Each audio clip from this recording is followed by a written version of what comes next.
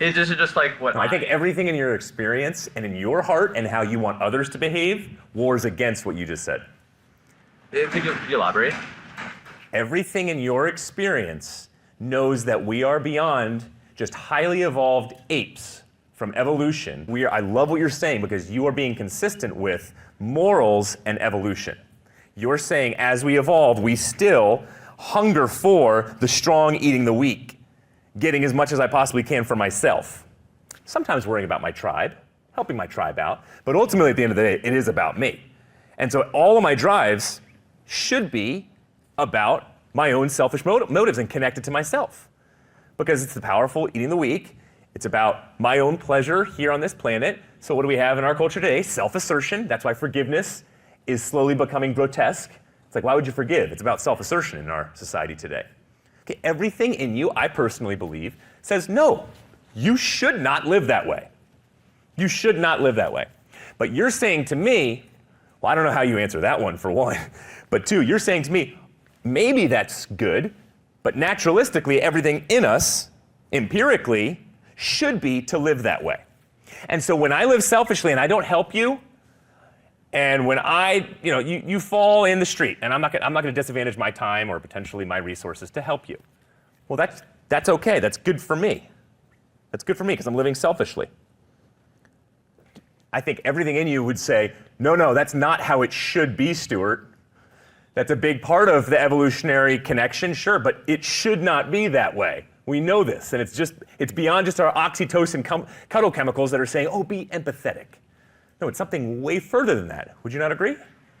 I assume that other people have similar perspectives that I do, and I like it when people help me.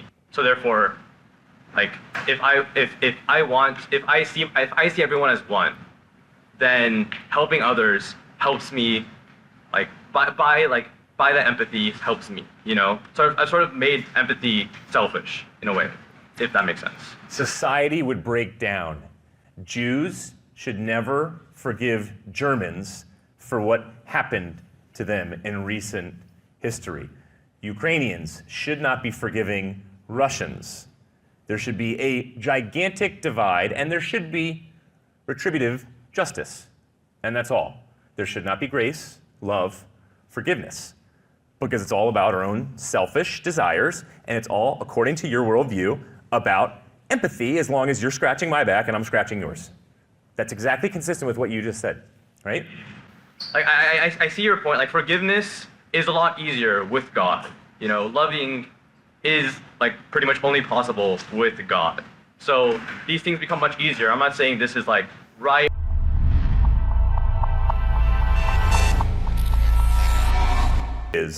It's not lip service. It's I'm going to act to serve my neighbor, to serve the poor, to live for human rights, to love others. Well, in order to do all those things, you have to have free will. And from the atheist perspective, there really is no free will.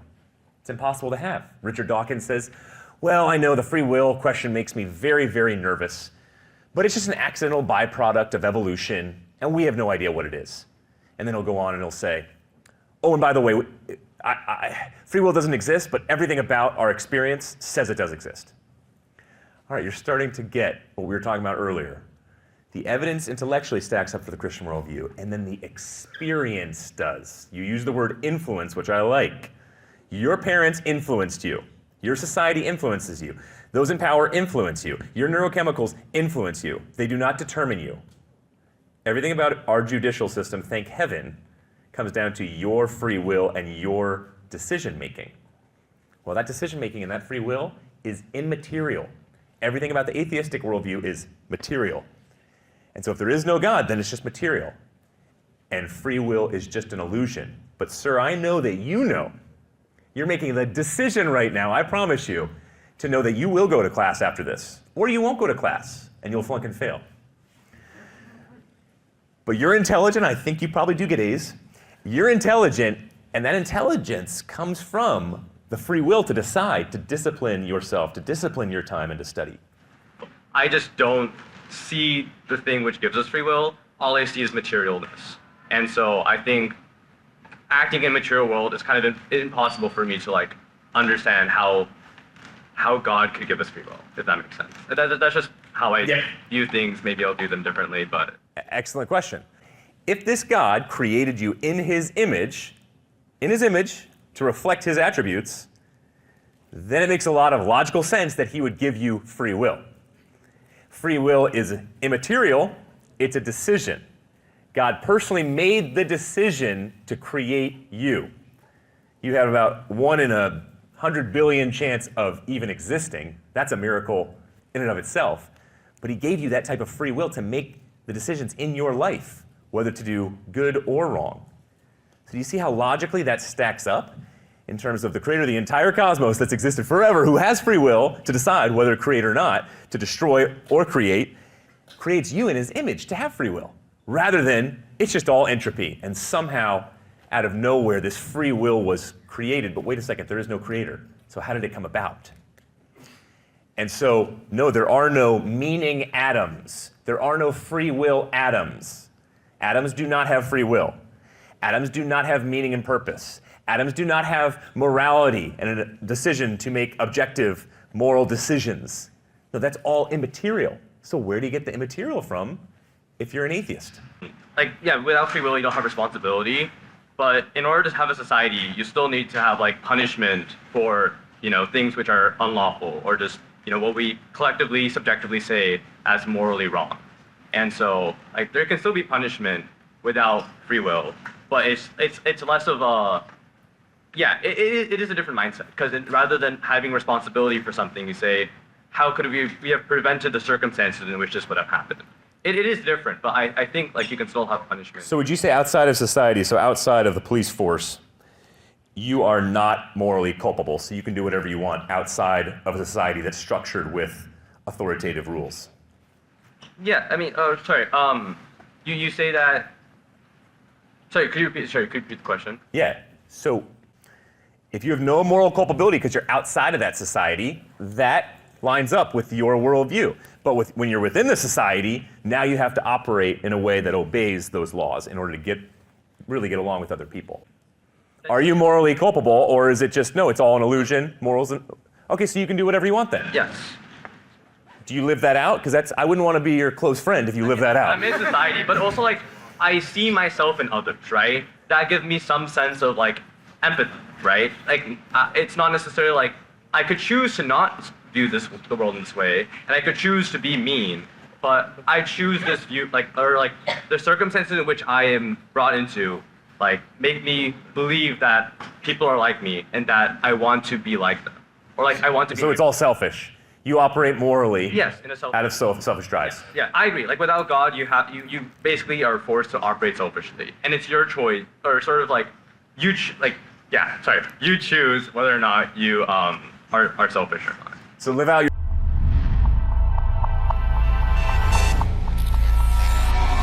In the debate above, the two participants advanced the claim that if human beings are the product of unguided evolution, then selfishness is not a moral failure, but a natural virtue, and I find this claim logically consistent, but existentially devastating. If survival and pleasure are the highest goods, then forgiveness becomes irrational and self-assertion becomes morally praiseworthy.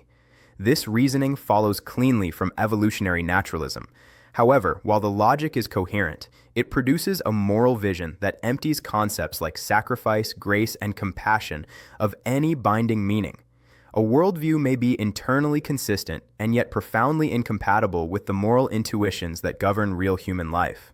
If all that exists is matter governed by blind forces, then human decisions are merely biochemical events, not moral choices. Yet atheists continue to speak, argue, persuade, and judge as if rational agency truly exists.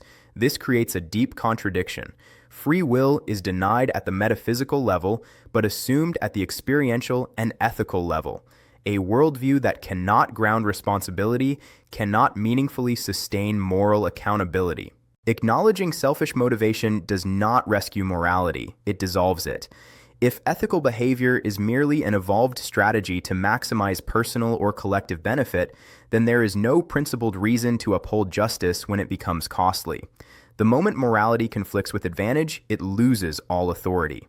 Such a framework cannot condemn cruelty, only inefficiency. Atheism, when followed consistently, reduces morality to personal preference shaped by evolutionary advantage. While this view may explain why humans behave morally at times, it cannot explain why they ought to.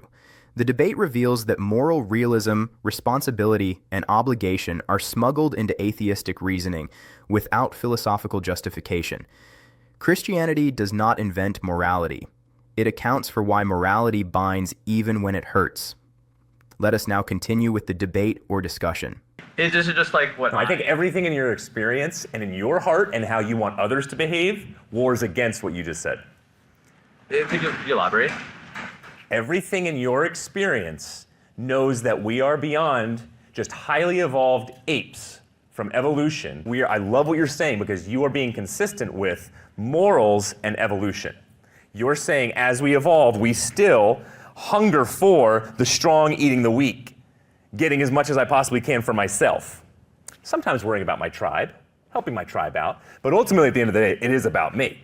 And so all of my drives should be about my own selfish motives and connected to myself. Because it's the powerful eating the weak. It's about my own pleasure here on this planet. So what do we have in our culture today? Self-assertion. That's why forgiveness is slowly becoming grotesque. It's like, why would you forgive? It's about self-assertion in our society today. Okay, everything in you, I personally believe, says no, you should not live that way. You should not live that way. But you're saying to me, well, I don't know how you answer that one for one, but two, you're saying to me, maybe that's good, but naturalistically, everything in us, empirically, should be to live that way. And so when I live selfishly and I don't help you, and when you fall in the street, and I'm not going to disadvantage my time or potentially my resources to help you. Well, that's okay. That's good for me. That's good for me because I'm living selfishly. I think everything in you would say, no, that's not how it should be, Stuart. That's a big part of the evolutionary connection, sure, but it should not be that way. We know this, and it's beyond just our oxytocin cuddle chemicals that are saying, oh, be empathetic. No, it's something way further than that. Would you not agree? I assume that other people have similar perspectives that I do, and I like it when people help me. So therefore, like if I see everyone as one, then helping others helps me, like by that empathy helps me. So I've sort of made empathy selfish in a way, if that makes sense. Society would break down. Jews should never forgive Germans for what happened to them in recent history. Ukrainians should not be forgiving Russians. There should be a gigantic divide, and there should be retributive justice. And that's all.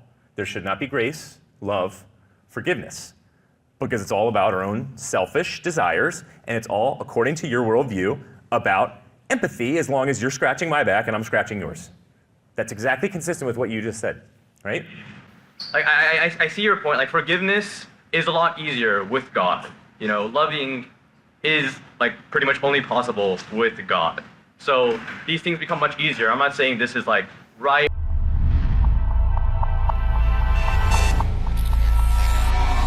In the debate above, the two speakers argue that a purely selfish evolutionary ethic clashes with our deepest moral intuitions, and I find this argument largely correct. The key point is not that empathy exists, but that we experience certain moral demands as binding even when they conflict with advantage. If helping the fallen stranger is only a strategy for feeling good or gaining reciprocity, then there is no moral difference between compassion and manipulation. Only different tactics for self-benefit. The attempt to redefine empathy as selfish may describe motivation, but it fails to justify obligation. It explains why people might be kind. It does not explain why they should be kind when kindness costs them. Forgiveness is not merely a private emotion. It is a moral act that presupposes real wrongdoing and real moral worth. If there is no right and wrong, then forgive becomes either a therapeutic preference or a social tactic, not a moral good. The examples raised, historical atrocities, national trauma, interpersonal violence, expose a serious tension. We do not simply want stability. We want justice that is more than social consensus. When someone is harmed, the cry is not merely, "This disrupts society," but "This should not be." A worldview that cannot ground "should not" can still manage behavior, but it cannot secure moral meaning. This is the central fracture. If wrong ultimately means I dislike it or it destabilizes society, then moral language becomes fragile under pressure.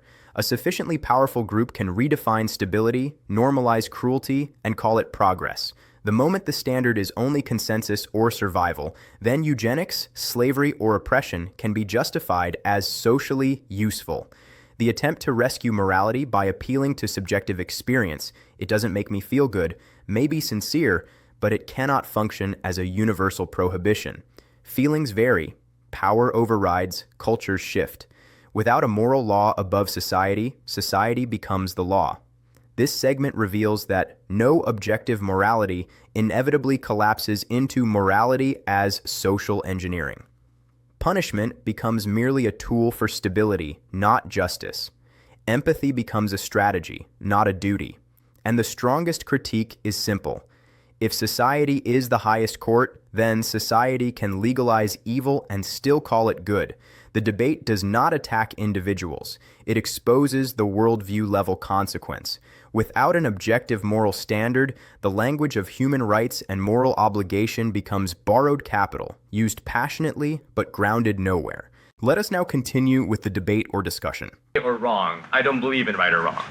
I'm just saying, like, I think it is possible to hold this like viewpoint, like, because I do, you know. So It's the guy. I think we just have like very different like viewpoints. I think I'll keep sitting here listening to what you guys have to say. Yeah. But I think it's just like, yeah. So the guy to your left right now looks like a very nice guy, but he could just smack you square in the jaw at completely random, at a random point while we're talking. But you don't believe in right and wrong, so you wouldn't hold him culpable. You would not say, "You should not have done that to me because that was wrong," because you don't believe in right and wrong. He can do it. Well, like, yeah. I think you know, certain things, like if a society wants to be stable, they should punish punish acts of, you know, violence. Should. Why should? For it to be stable. It doesn't work if it's not stable. Like if they don't uphold some standard of punishment, then, you know, anarchy follows. And society should pursue eugenics because one race is better than the other. Every single society across the known world a couple thousand years ago had slavery, and that made the most sense in terms of helping people survive, especially the master class. So they should do this, should do that, right? According to what you're saying.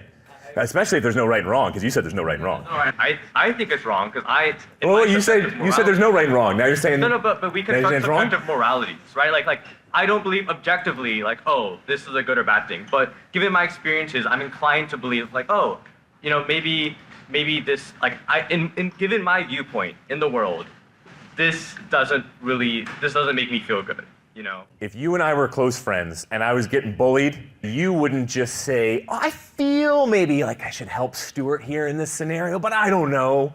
I'm not sure. Is our empathy strong enough?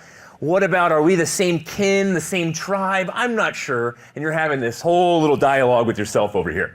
No, I think you're going to act because you're going to say, "I am a close friend of yours. I even have a level of value where, by the way, I don't know where you get objective value from your perspective.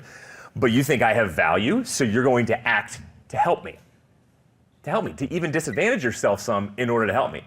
Because just this dialogue that we're having right now, I notice humility within you. I notice a type of even sacrifice within you, a type of love and connection. But everything you're saying right now, you're trying to line up with an atheistic worldview, which sounds entirely selfish, but I don't believe you're selfish whatsoever. You have mixed drives, sure. But we're not going to stand up here and say, "Oh, but just believe in God because that'll help you out of your selfishness." That's not the argument at all. That's gone. That's way far beyond us.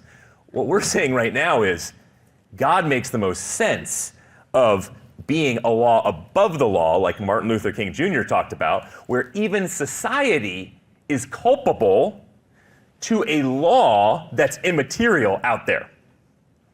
And if it's not, well, then society decides what is right and wrong. They decide ultimately what is right and wrong. Sir Martin Luther King Jr., according to him, letters from a Birmingham jail, he would not have been able to do what he did if he didn't believe that there was a law above the law saying that you are morally obligated not to treat blacks like you are treating them. And then he went even further and he said, I believe in Jesus Christ, the Son of God, who's a suffering servant who suffered so much as a slave for us that he gets into our suffering and says, there's true immaterial forms of justice, right and wrong out there, and so you should not treat anybody the way you are treating them, so we're going to fight for justice. We're not going to do it with arms and out of violence, just like Jesus talked about not to do, but to love your enemy, but we will fight for justice. And what's so interesting is the secular humanists at that time, historically, they did not pursue the type of justice that Martin Luther King Jr., the pastors, and a lot of his friends pursued.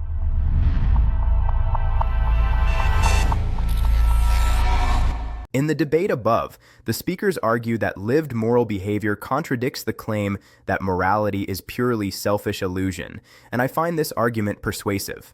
The point is not psychological perfection, but moral inconsistency. The atheist speaker denies objective value, yet instinctively treats others as possessing real worth. He speaks with humility, restraint, and moral seriousness, virtues that exceed evolutionary calculation. This tension suggests that moral realism is not merely a religious add-on, but a lived assumption embedded in human interaction. We do not merely act as if people matter. We protest when they are treated as if they do not. Appeals to justice only make sense if society can be judged by a standard beyond itself. Civil rights movements did not succeed by redefining preference, but by condemning laws as unjust, even when they were legal. Martin Luther King Jr.'s vision was not social negotiation, but moral indictment. Without a law above the law, injustice cannot be exposed, only replaced by a new consensus. Christianity does not merely motivate justice emotionally, it grounds justice ontologically. Moral obligation requires more than abstract principles. It requires a moral authority capable of commanding without coercion. Christianity presents a personal God who enters human suffering, rather than merely legislating from a distance. This fusion of moral law and sacrificial love explains why justice is pursued not through domination, but through nonviolent resistance. The argument is not that atheists cannot act morally, but that Christianity explains why moral obligation feels inescapable even when it costs everything. Human beings consistently live as though moral value is real, binding, and non-negotiable, even when their stated worldview denies it. The debate reveals that atheism can describe moral behavior, but cannot ground moral obligation. Christianity, by contrast, does not merely encourage goodness, it accounts for why goodness commands allegiance. The presence of sacrifice, humility, and moral protest in human life points beyond survival strategies toward a moral reality that judges both individuals and societies. Let us now continue with the debate or discussion. Which is infinite, which is, like, by definition, indescribable. You bet. If you can bake bread from scratch, I better not question whether you can toast a bagel. If he created the universe, do you think he's more than capable enough to limit himself and become a human being? Of course he can. If he creates the universe, he can choose to limit himself, self-limitation, and become a human being. It's that simple. It's not a limitation of God's power to say that God is beyond description. It's a limitation of God's power to say that God can be described. Oh, no, that would not be along with Moses, sir. If you claim to hold to Moses, you know very well that Moses had a revelation from God, and God described himself to Moses. Did Moses see God?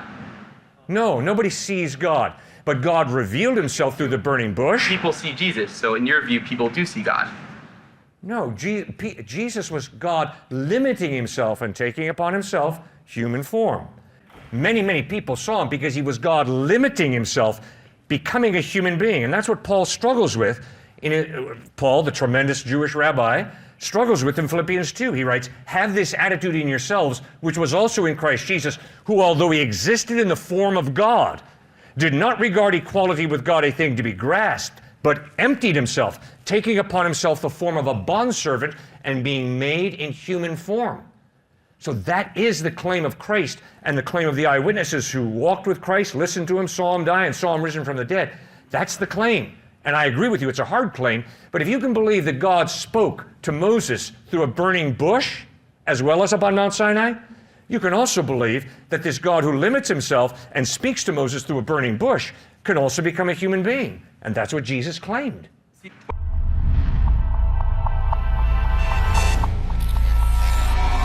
In the debate above, the participants dispute whether divine incarnation represents a logical contradiction or a legitimate expression of omnipotence, and I find the objection understandable, but ultimately unconvincing.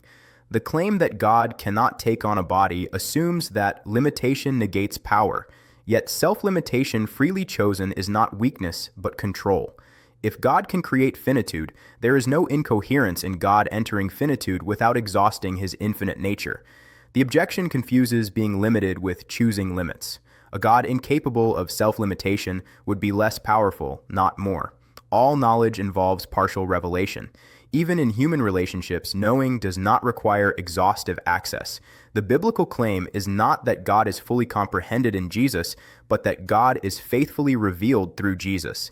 This preserves divine transcendence while allowing genuine encounter. Revelation is not the collapse of mystery, but the invitation into relationship. Kenosis does not assert that God ceases to be God, but that God chooses humility without surrendering identity.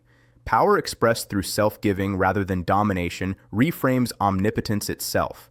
This vision does not diminish God, it redefines greatness. If true, it explains why Christian ethics prioritizes sacrifice, service, and love of enemies rather than coercive force. The objection that God cannot become human rests on an unexamined assumption that infinity and intimacy are mutually exclusive. Christianity challenges this by proposing a God whose power includes the freedom to enter limitation without being constrained by it.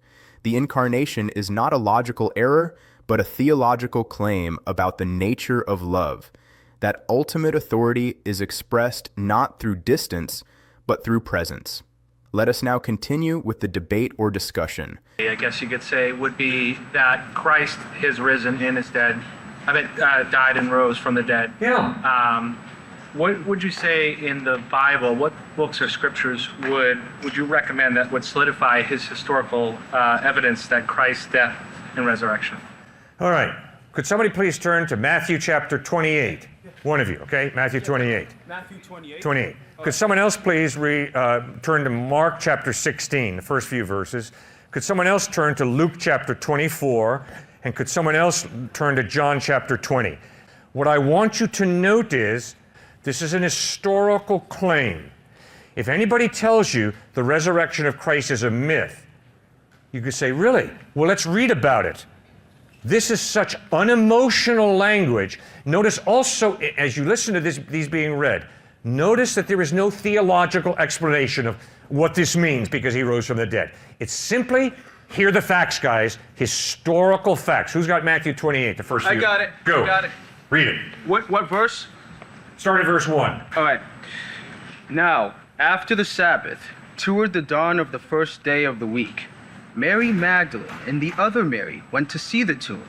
And behold, there was a great earthquake, for an angel of the Lord descended from heaven and came and rolled back the stone and sat on it. His appearance was like lightning, and his clothing white as snow. And for fear of him the guards trembled and became like dead men. But the angel said to the women, "Do not be afraid, for I know that you seek Jesus who was crucified. He is not here, for he has risen." And he said, "Come, see the place where he lay.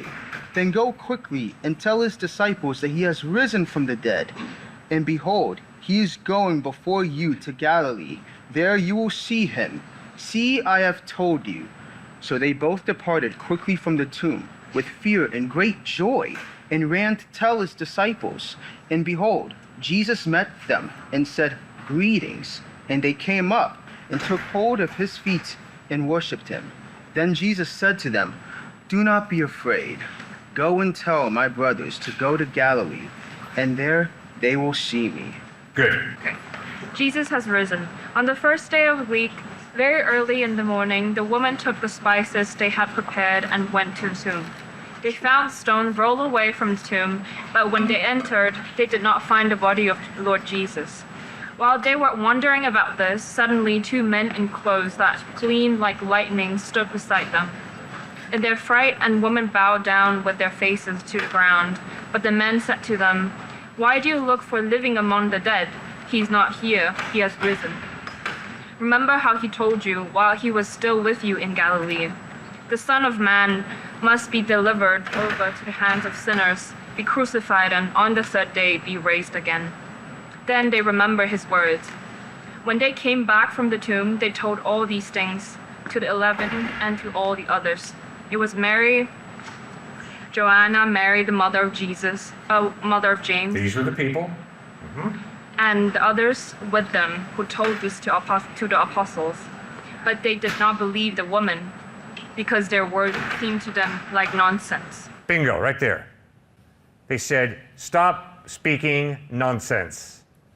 They were really skeptical. Just like the majority of us at MIT, right? Really skeptical. They were not blind, gullible little puppies saying, "Oh yeah, sure, whatever you say, Jesus is risen from the dead." No, they doubted it. I love it. No embellished language, flat out, this is the way it is. Okay, I think we've got the point, right? So remember, read Matthew 28, Mark 16, Luke 24, and John 20. I think one of the things about Christianity that I struggle to understand is what exactly Christ's sacrifice was. The way that I interpret it, or at least that I have interpreted it, is that God is all powerful. He knows all, he can do all. And when he sent down Jesus to earth, he knew that despite being gone for 33, I think, years, he would come back to heaven. The way that I define a sacrifice, it is giving something up at your own personal, that hurts you. And I don't see that in what he did with Jesus. Okay, I would argue that when I sacrifice, it doesn't mean that throughout eternity I'm going to be deprived in a certain way. All right? I think when parents sacrifice for their children, it doesn't mean they're going to be horribly deprived for the rest of their lives. Yeah, there's sacrifice, and it's real. So I think you got to be very careful of that premise, the first premise, that in order for a sacrifice to be real, it has to go out for eternity. If God is eternal. The time that Jesus was gone and that pain seems incredibly insignificant compared with eternity and with everything. It seems strange to me that that could be the most fundamental thing of a religion that should be, that describes everything, when it's so small. Yeah, we are talking about the being who created the universe, which means when Stephen Hawking said, there can't be a God because the universe is too big. No, I would counter that with, no. There is a God, but he's much bigger than the typical human is allowed to acknowledge, is willing to acknowledge. So God is really, really big, really good, really all-powerful, really loving, and the sacrifice that Jesus makes is stupid. No reason. I mean, why doesn't he just wipe me out and make a clone? Because he loves the real me. Why doesn't he wipe you out and make a clone of you? Be easy, in one sense, because he loves the real you. Okay, so that's what's going on here. The eternal creator humbles himself, becomes a human being, and sacrifices his life because he treasures the real you, even the real me. So much so, he wants us to spend eternity with him in heaven. Amazing grace, how sweet the sound that saved a wretch like me. Stuart? And grappling with just how painful that cross was, though. You're right. A couple days versus eternity, it does sound pretty ridiculous in some ways. But I don't know if we're taking the cross seriously, because the Romans were the most creative types of authority figures who would inflict the most amount of pain imaginable, more so than any other society that was known, through that cross. You know, Romans weren't even allowed to say the word cross, crucifixion. It was that abhorrent. You weren't even allowed to say the word. We get from cross, excruciation. Crucifixion, excruciation. But that's just the physical side, though. If you're saying that the God of the universe, through his son Jesus Christ, who we believe in, took the entire spiritual debt of the world as well on himself, that's a level of pain that we can't even begin to even whisper. So whether it was 3,000 years long of his suffering or just a couple days, hours, I don't know if that makes too much of a difference when it comes to the weight of how much pain that was at first in terms of the sacrifice for us. Notice when the New Testament talks about the cross, it uses various words. None of them encapsulate the whole thing perfectly. Reconciliation, redemption, substitute, all words communicating what Christ did on the cross. Redemption, legal term, sacrifice out of the sacrificial system, religious word. So it's really focused on the cross of Christ in an incredible way. So I love the way you're grappling with that, seeking to understand that, seeking to unwrap it, but I don't think you'll ever totally understand it. I know I'm not going to. It's part mystery. That's a cop-out, Cliff. Oh no.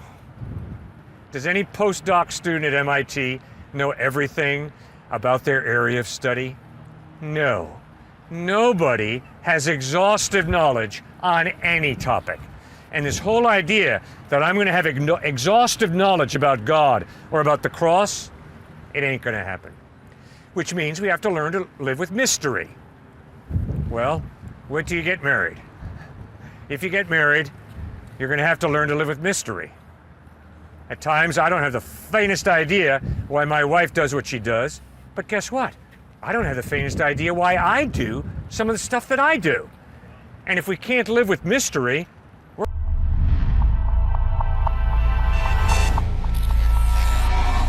In the debate above, the speakers present the resurrection of Christ as a historical claim grounded in eyewitness testimony, and I find this framing intellectually responsible. Christianity does not begin with abstract theology, but with an event asserted to have occurred in space and time. The gospel accounts do not read like mythic poetry, but like restrained reportage, including skepticism, confusion, and disbelief among the earliest witnesses. If the resurrection is false, Christianity collapses. If it is true, it reframes reality. The argument invites investigation rather than blind assent. Fabricated legends tend to glorify their heroes and suppress doubt. These texts do the opposite. They portray disbelief, hesitation, and embarrassment, especially toward female testimony in a culture that undervalued it. Such features are unlikely inventions and suggest that the writers reported what they believed actually happened, not what they wished had happened. Sacrifice is not measured by duration, but by depth. A parent's sacrifice for a child does not cease to be real because it does not last forever. The Christian claim is not that Jesus lost divinity eternally, but that the eternal Creator entered genuine suffering voluntarily. Pain does not become trivial because it is finite. It becomes meaningful because it is freely embraced for another's good. Language strains to capture the meaning of the cross because it combines legal, relational, and moral dimensions. The suffering described is not only bodily but spiritual, bearing guilt, injustice, and alienation. Whether measured in hours or centuries misses the point. The gravity of sacrifice lies in what is born, not how long it lasts. Every discipline encounters limits: physics, biology, consciousness, and human relationships alike. Demanding exhaustive understanding before commitment is not rigor, but paralysis. Christianity does not reject reason. It situates reason within humility. Mystery is not an excuse to stop thinking, but a recognition that reality exceeds our models. The final segment reveals that Christianity rests on historical claims, moral depth, and intellectual humility. The resurrection is presented not as escapist myth, but as a testable assertion. The cross confronts shallow definitions of sacrifice and exposes the limits of reductionist reasoning. And the appeal to mystery is not a retreat from intellect, but an acknowledgement shared by every serious field of inquiry. The debate closes not with certainty that eliminates doubt, but with reasoned trust that accepts the cost of knowing partially.